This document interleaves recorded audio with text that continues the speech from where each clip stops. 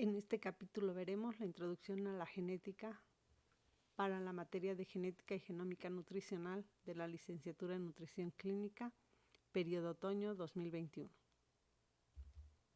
Iniciaremos diciendo que el término genética significa perteneciente o relativo a la genética, perteneciente o relativo a la génesis, origen de las cosas, en masculino y femenino genetista, y en femenino parte de la biología que trata de la herencia y de la relación con ella. Recordemos la molécula de ADN, que es un ácido nucleico formado por una cadena de nucleótidos, que cada nucleótido está formado por un carbohidrato de la familia de las pentosas y que el ADN contiene en el carbono 2' un hidrógeno, por lo que se llama desoxirribosa, que en la carbón 1' contiene una base nitrogenada, la cual puede ser de la familia de las pirimidinas, citosina o timina, o de las familias de las purinas, adenina o guanina. En el carbón 3, un grupo hidroxilo, y en el carbón 5, un grupo fosfato que le confiere cargas negativas. Recordemos además que estos nucleótidos estarán unidos en el enlace fosfodiéster en dirección 3' a 5', formando una cadena con un extremo 5' libre y un extremo 3' libre. Que cada molécula de ADN es una doble cadena de polinucleótidos enrollada una sobre otra en una espiral que gira de manera destrógira, que cumple con varias reglas para poder mantener el modelo de doble hélice. La primera es que las hebras se unirán por complementariedad, es decir, siempre se unirá una purina frente a una pirimidina, y que además lo harán de manera específica, es decir, tendrán especificidad, uniéndose siempre adenina con timina y guanina con citosina. Aquí vemos guanina con citosina a través de 3 puentes de hidrógeno y adenina con timina a través de 2 puentes de hidrógeno. Para que las bases se puedan unir en el centro de la molécula, la cadena debe tener una dirección antiparalela, es decir, una se dirigirá de 5' a 3' y la otra de 3' a 5', quedando de esta manera las bases nitrogenadas en el centro para que se puedan unir por los puentes de hidrógeno. Además, deberá cumplir con las reglas de Chargaff, que nos dicen que la relación entre purinas y pirimidinas es igual a 1 y que la proporción molar de adenina es igual a la de timina y la de guanina a la de citosina. Las moléculas de ADN contienen diferentes tipos de secuencia. Entre ellas están las secuencias moderadamente repetitivas, con funciones codificantes o sin funciones codificantes. Entre las que tienen funciones codificantes se encuentran las secuencias que codifican al ARN ribosomal o al ARN que contiene la información para formar histonas. Otro tipo de secuencias que se encuentran en el ADN son las secuencias muy repetitivas, llamadas secuencias tándem, que se dividen en secuencias satélites, minisatélites y microsatélites. Las secuencias satélites están formadas por repeticiones de 5 o un poco de cientos de pares de bases nitrogenadas. Estas se repiten de 1000 a 100 millones de veces. Entre ejemplos tenemos los telómeros, que es una caja que se encuentra en los extremos de los cromosomas, formada por una repetición de 6 bases nitrogenadas, timina, timina, adenina, guanina, guanina, guanina, que va del extremo 5' al 3' y que se repite n veces. En los centrómeros tenemos otro ejemplo llamado alfoide, que está formado de 171 pares de bases que se repiten n veces y que funcionan estructuralmente durante la replicación. Por otra parte, los minisatélites se forman con 10 a 100 pares de bases, los cuales se repiten unas 3000 veces. Este número de repeticiones puede aumentar o disminuir de una generación a otra, y el análisis de estos minisatélites se utiliza para identificar criminales y paternidad. Finalmente tenemos los microsatélites, que se forman con 1 a 5 pares de bases, se repiten en segmentos pequeños, la longitud es muy variable entre poblaciones, por lo que se utilizan para analizar la relación entre poblaciones. Y tenemos a las secuencias no repetitivas de la hebra de ADN, incluyendo a los genes.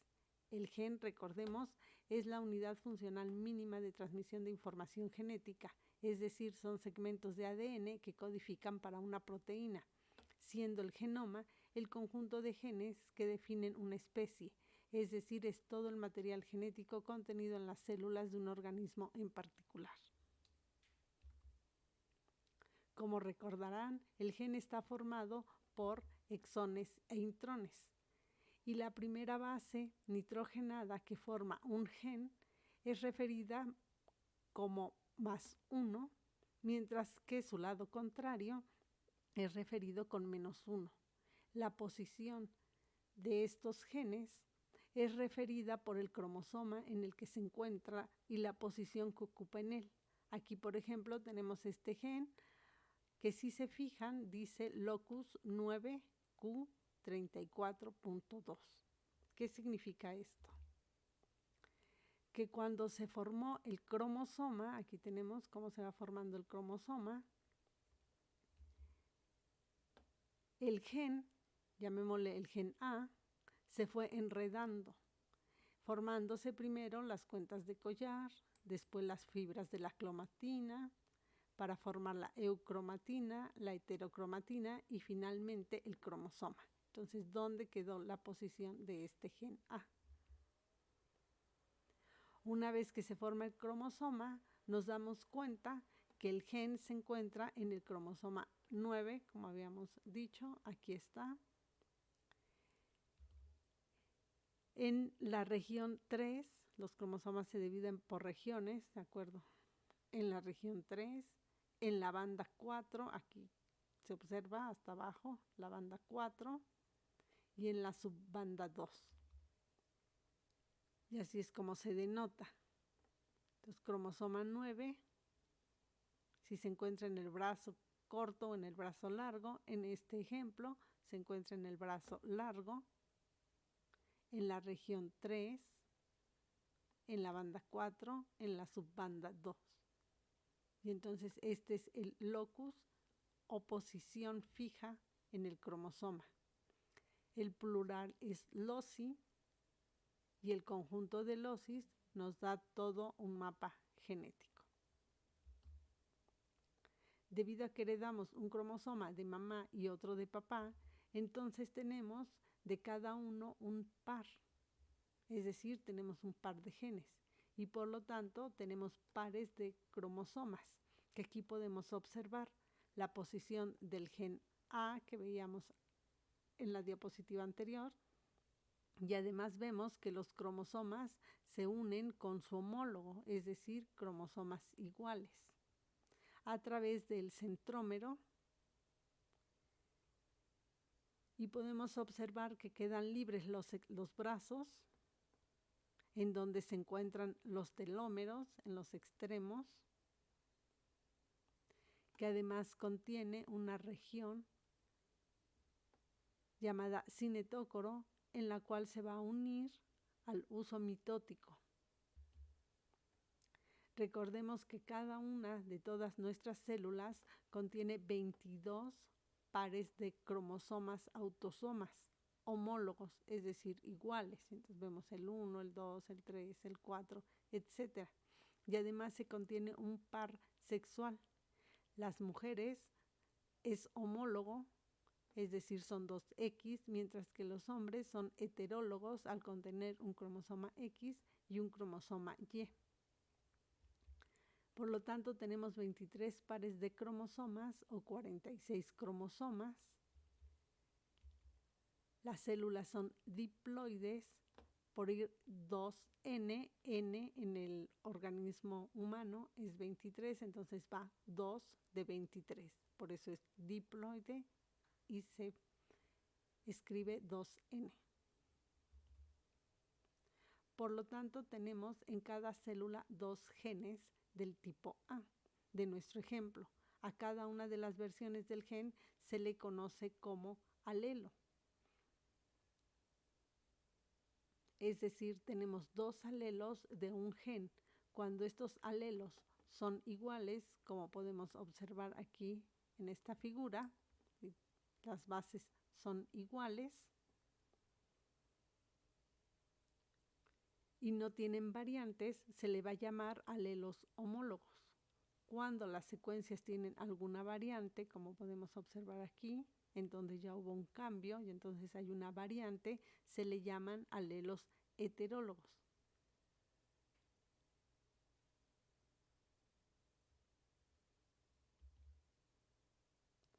Para que un individuo sea un homólogo, homocigoto, todos los alelos deben ser idénticos. La manera en que esto puede ser posible es cuando ambos progenitores provienen del mismo huevo o cigoto, mientras que los individuos heterocigotos poseen uno o más alelos diferentes. Por lo tanto, el genotipo es el conjunto de genes que contiene un organismo heredado de sus progenitores. En organismos diploides, la mitad de los genes se heredan del padre y la otra mitad de la madre. El proteoma es la totalidad de proteínas expresadas en una célula en particular. Y el fenotipo es la manifestación externa del genotipo, es decir, la suma de las características observables en un individuo. El fenotipo es el resultado de la interacción entre el genotipo y el ambiente. Y como vemos aquí en la figura, el ambiente de un gen lo constituyen los otros genes, el resto del ADN, el citoplasma celular, el medio extracelular y el medio externo donde se desarrolla el individuo, lo cual hace que dos individuos genotípicamente iguales puedan ser fenotípicamente diferentes. Entonces, la herencia en genética es el conjunto de características que los seres vivos reciben de sus progenitores. La herencia puede seguir varios patrones. Entre ellos tenemos la herencia mendeliana, los genes ligados y la herencia mitocondrial. Y esta herencia depende, entre otras cosas, del número y de la forma en que interactúan los alelos de un gen. Así, por ejemplo, el locus del gen A que hemos dado como ejemplo es el locus del gen ABO, involucrado en el tipo de sangre, y que se encuentran 3 alelos de él. Es importante señalar que el gen ABO codifica para diferentes proteínas, dependiendo del tramo que se transcriba. Es la proteína que se va a sintetizar. Y como vemos en la diapositiva, está formado por 1065 pares de bases que codifican a partir de la posición 526 para una proteína en dependencia de los nucleótidos que forman cada alelo. Así, el alelo A, que está formado por una citosina en la posición 526, codifica para una arginina en la posición 176. En la posición 703 codifica para una guanina, lo cual se transcribe como una glicina en la posición 235, en la 796 una citosina, que da en la 266 una leucina, en la 803 una guanina, que se transcribe en la 268 como una glicina. Esta secuencia nucleotídica que transcribió para esta proteína llamada 1,3-acetilgalactosamina transferrasa. Mientras que el alelo B tiene cambios en estas posiciones. En la 526 una citosina por guanina y entonces se transcribe una glicina. En la 703 guanina por adenina, transcribiéndose una serina. 796 citosina por adenina para una metionina. Y en la 803 guanina por citosina para una alanina. Esto trae como consecuencia otro tipo de proteína llamada 1,3-galactosamina transferrasa. Mientras que el alelo O, después de la posición 261, se presenta un codón de término. Por lo tanto, ya no se transcribe la última parte del gen, se transcribe hasta acá, siendo la última proteína la 1,2-fucosiltransferasa. Para entender es necesario recordar que los eritrocitos contienen en su membrana esfingolípidos del tipo de gangliósidos, es decir, contienen una ceramida que se une a un oligosacárido. Para que este oligosacárido se una, es necesaria la presencia de enzimas específicas para cada uno de los carbohidratos. En el caso específico de los grupos sanguíneos, como podemos ver en la imagen, el esfingolípido de la membrana del eritrocito se une a estos oligosacáridos. Esta esfingomielina en todos está formada por 5 carbohidratos. La unión de estos carbohidratos se realiza mediante enzimas que son codificadas antes de la posición 261 del gen ABO, siendo la última enzima que se codifica la 1,2-fucosiltransferasa. Por lo tanto, esta va a colocar una fucosa, la cual es compatible para todos. Aquellos sujetos que son O,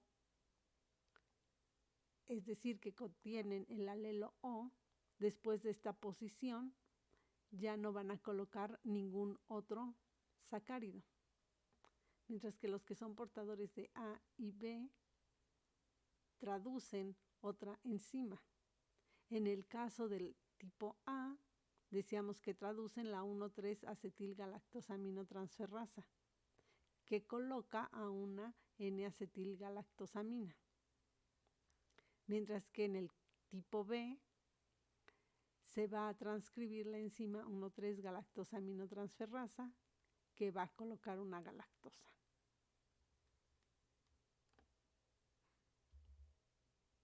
Las combinaciones posibles, por lo tanto, son 2 alelos A, o uno A y otro O, pero en el laboratorio no somos capaces de detectar el O, por lo tanto, el fenotipo es grupo A. El genotipo para BB o BO tendrá el fenotipo del grupo B. Aquellos portadores del genotipo AB tienen el grupo AB, fenotípicamente hablando, y aquellos portadores del alelo OO pertenecen al grupo O. Existen diferentes alelos o susalelos, como podemos ver en la imagen, tienen algunos cambios. Sin embargo, estos no causan reacción en el laboratorio de rutina, por lo que solamente son determinados en casos especiales. Para finalizar este capítulo, diremos que existe una paradoja del valor C. ¿Qué es el valor C?